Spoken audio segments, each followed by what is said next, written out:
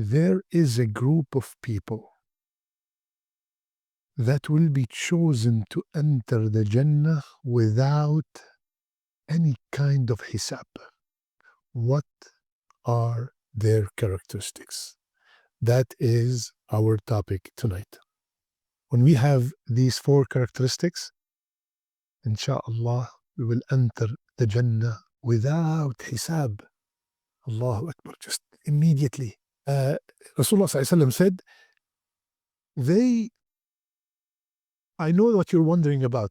Who are these 70,000 people? They are the people who do four things. Assalamu alaikum wa rahmatullahi wa barakatuh. Bismillah, alhamdulillah, wa salatu wa salam ala rasulillah. Allahumma alimna ma yanfa'una, wa anfa'na bima allamtana, wa zidna ilman, ya arhamar rahimin. We ask Allah Azza wa Jal, teach us what benefit us from what you taught us, and increase us in knowledge. My dear, beloved, respected brothers and sisters, I ask Allah subhanahu wa ta'ala to make me and you from the people who will benefit from these reminders. Tonight in our jar episode, we will be discussing an extremely important matter. My brothers and sisters, as we all know, one of the pillars of iman is to believe that there is a day of judgment, is to believe that there will be a day where we will be accountable for everything we said, everything we did, every penny, where we earned it from and where did we spend it, everything. And also, we believe that there is an actual scale, like Rasulullah ﷺ told us, where the good deeds and the evil deeds will be placed. If the good deeds outweigh the bad deeds, then you will enter to Jannah. And if the evil deeds outweigh the good deeds, then this is only known to Allah subhanahu wa ta'ala. Either He will forgive the person, or the person will go to be punished in the hellfire for a certain amount of time, only known to Allah. Then eventually every muwahhid, every person who believes in the tawheed of Allah, will eventually go to Jannah. But there is a group of people that will be chosen to enter the Jannah without any kind of hisab. There is a group of people that will enter the Jannah without accountability. Allahu Akbar. May Allah make me and you among them. What are their characteristics?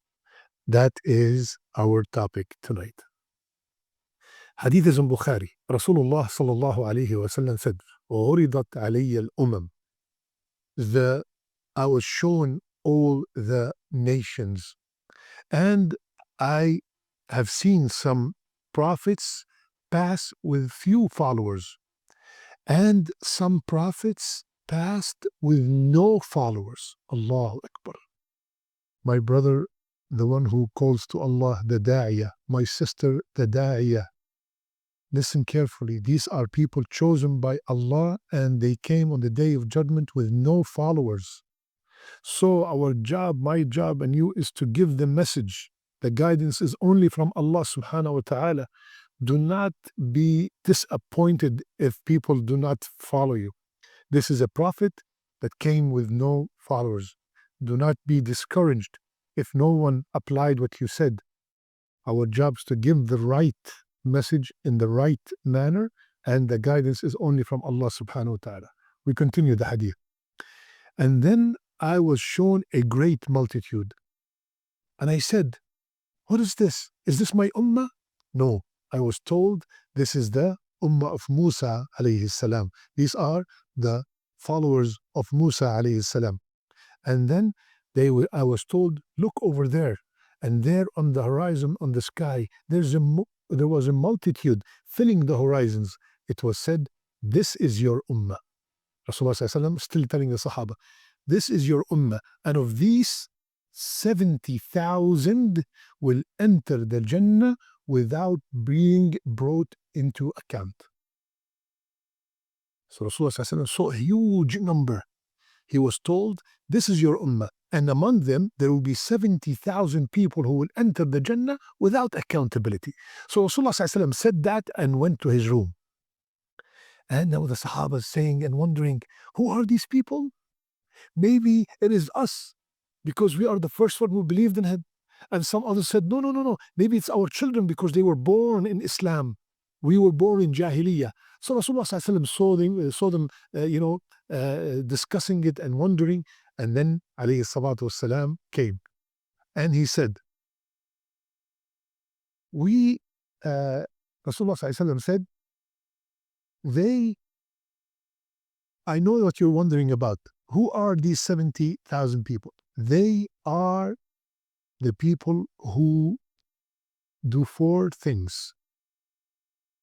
لا يسترقون. They do not ask anyone to perform ruqya on them. Second, ولا يتطيرون. And they do not believe in bad omens. Third, ولا يستكون. And they do not use branding, cauterization.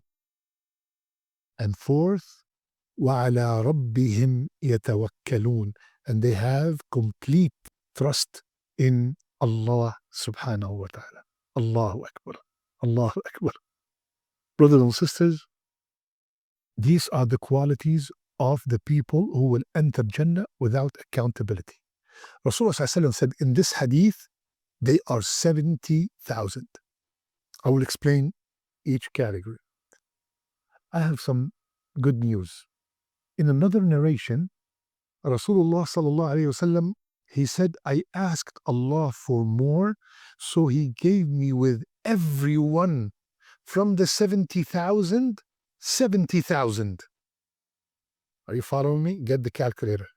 With everyone from the 70,000, Allah gave me 70,000.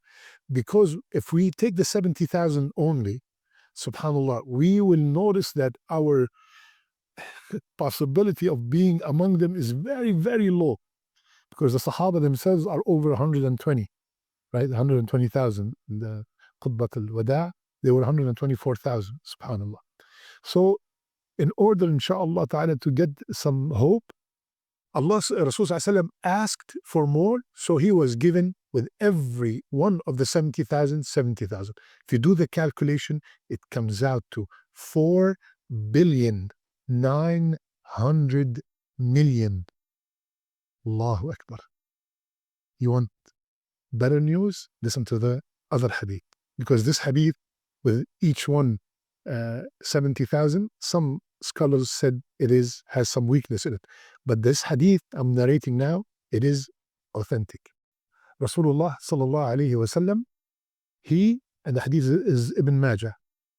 وَعَدَنِي رَبِّي. Allahu Akbar. Look how the hadith started. My Rabb, my Lord, promised me.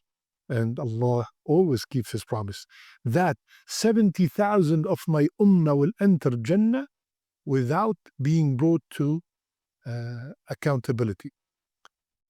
And with each 1,000 of them will be another 70,000. So 70,000 from my ummah will enter the Jannah without Hisab. And Allah promised me with every 1,000, 70,000.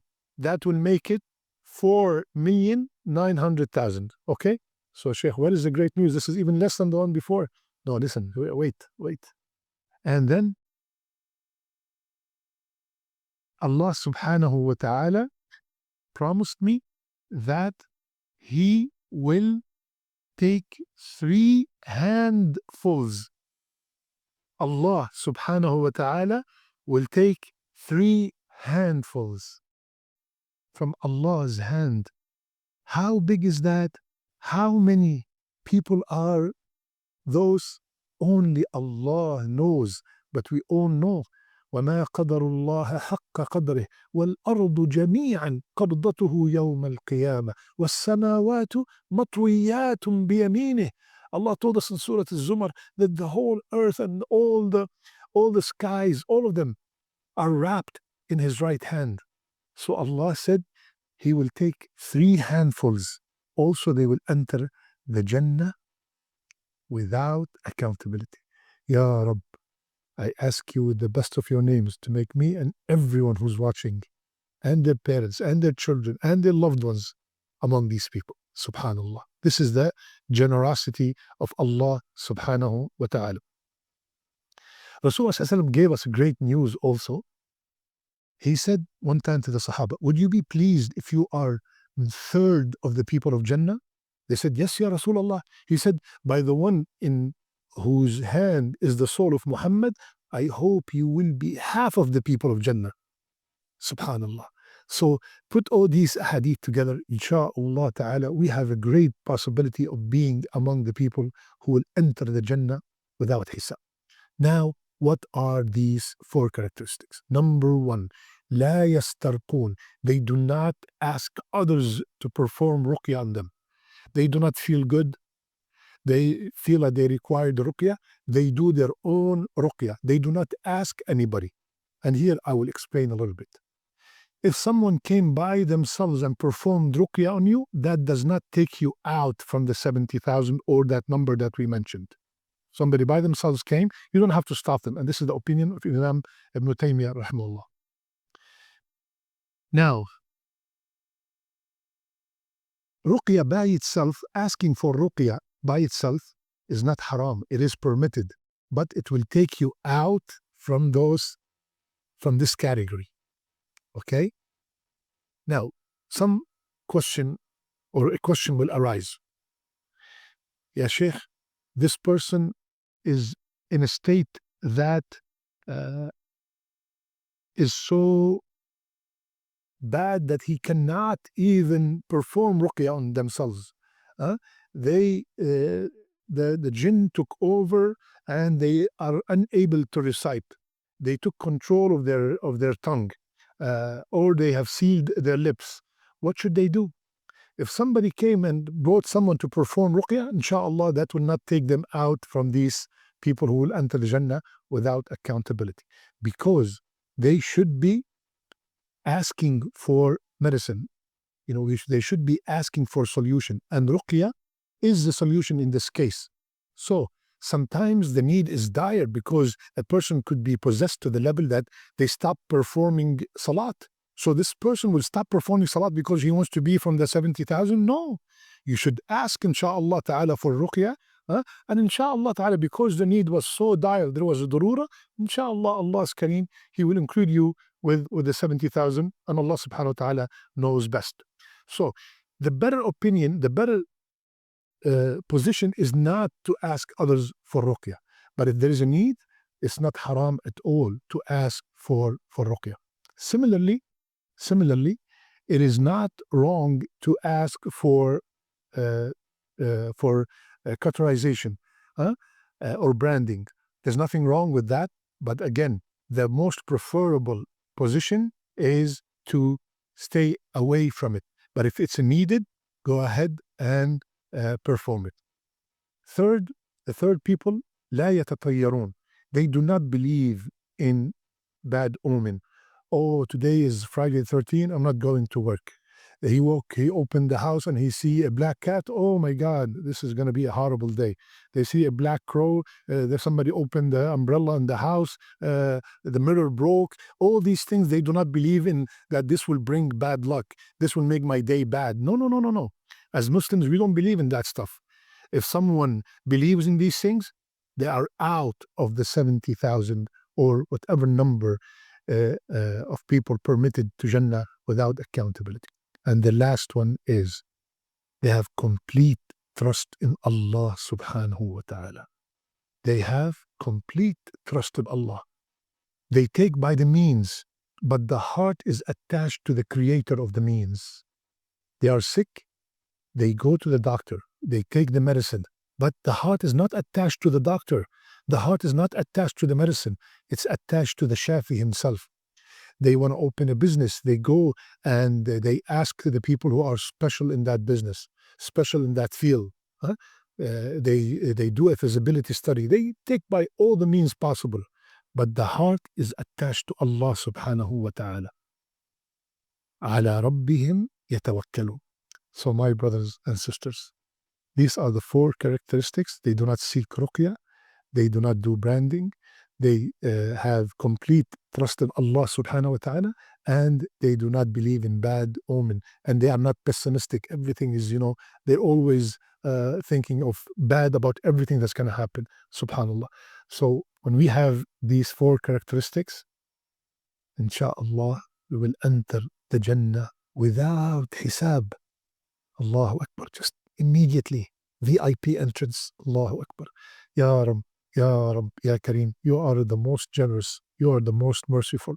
Ya Allah, have mercy on us and enter us and our parents and our families and our loved ones to the Jannah without any hisab and without any adab. آمين يا رب العالمين. I love you all for the sake of Allah. سبحانك اللهم بحمدك نشهد أن لا إله إلا أنت نستغفرك ونتوب إليك.